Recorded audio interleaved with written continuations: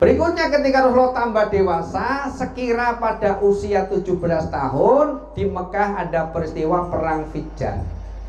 Digambarkan Rasulullah ketika perang Fijar, beliau juga ikut perang, ikut ngambilkan panah, ikut ngambilkan tombak, ikut ngambilkan batu untuk ngelempar. Zaman biyen perangnya yo konvensional, bandem-bandeman, panah-panahan. Nah, mungkin para pelajar sing ndalan iki niru ora pada waktunya ya ra. Jadi para pelajar ikut-ikutan lempar-lemparan batu, lempar-lemparan tombak. Iso ora zamane. Iki zaman biyen konvensional perangnya kaya ngono. Rasulullah digambarkan ikut berperang.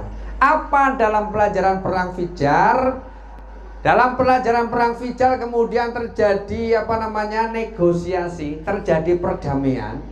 Ketika berdamai itu bertempat di rumahnya seorang pengusaha besar yang namanya hampir sama dengan ayahandanya, mung beda-beda.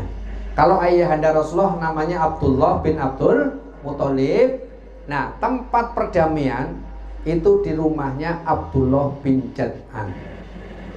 Perjamuan makan untuk perdamaian. Apa pelajarannya? Podo-podo jenenge Abdullah, nyun sewu nggih. Podo-podo jenenge hamba Allah, tapi ora jaminan kalau istilah lagu apalah arti sebuah nama.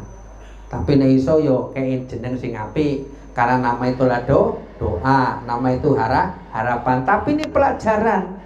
Maka Rasulullah sampai matur la fadla li arabiyyin ala jamiyyin ila bitaqwa. Ora ono pengaruhe wong Arab karo wong Arab, sing penting adalah takwane. Jenenge Abdullah nek ora takwa yo kafir, kan gitu. Contohnya Abdullah bin Jad'an ini. Abdullah bin Jad'an ini dikisahkan ketika dia masih muda, nyun sewu biang kerok, ya mau maling nyolong apa wae dilakoni. Sampai suatu ketika Abdullah bin Jad'an ini membuat pelecehan, nyun sewu, pelecehan seksual di pasar. Sampai akhirnya bapaknya yang bernama sapa Jad'an berdiri di atas mimbar, pengumuman, mulai hari ini Abdullah bukan lagi anakku.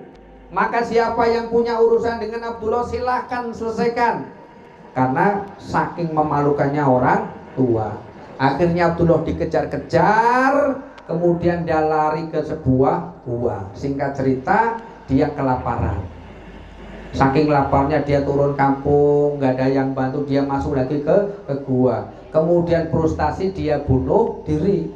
Ketika dia bunuh diri, lompat dari jurang, jatuh ke gua. Kalau bahasa Inggrisnya sudah jatuh ketimpa tangga. Ini biasanya ngono. Tapi gini, karena untuk pelajaran kita, Abdullah bin Jad'an ini sudah jatuh tertimpa emas. Jadi kan pengen wis tiba ketimpa emas. Jadi ketika Abdullah bin Jad'an tiba nang gua, ternyata yang ditemukan adalah emas.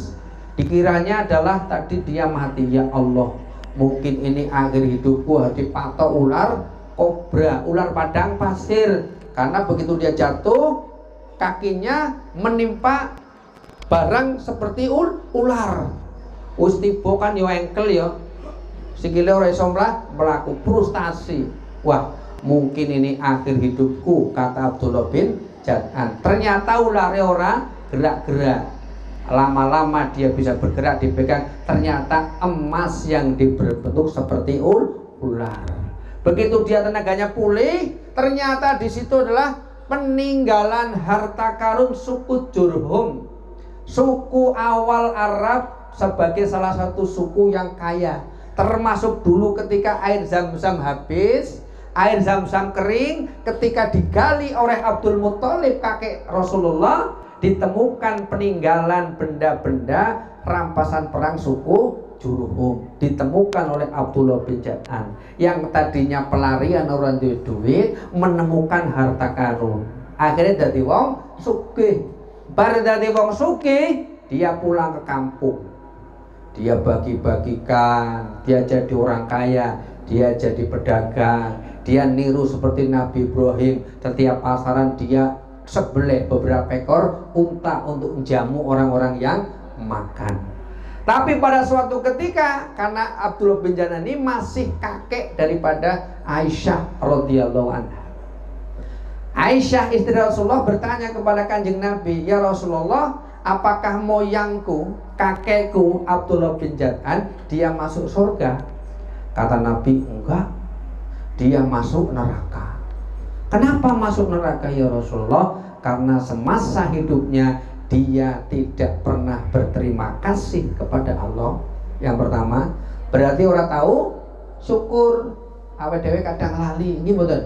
Entuk duit ya ora syukur, ora duwe duit ngersulo. Yang kedua, Abdullah bin Jad'an tidak pernah minta maaf kepada sesama manusia. Dosa kesalahan kita kepada Allah gampang nek taubatan nasuha pasti diampuni oleh Gusti Allah. Tapi dosa dan kesalahan menyangkut kesalahan kita kepada orang lain, Allah tidak akan mengampuninya sebelum kita saling memaafkan. Itulah pentingnya halal bihalal ketika lebaran. Itulah pentingnya halal bihalal ketika silaturahmi. Digambarkan oleh Abdullah bin Jad'an, bos nih makan-makan bayar, ono wong kumpul traktir, tapi ora tahu gelem njaluk ngapura, maka dia tetap divonis masuk neraka.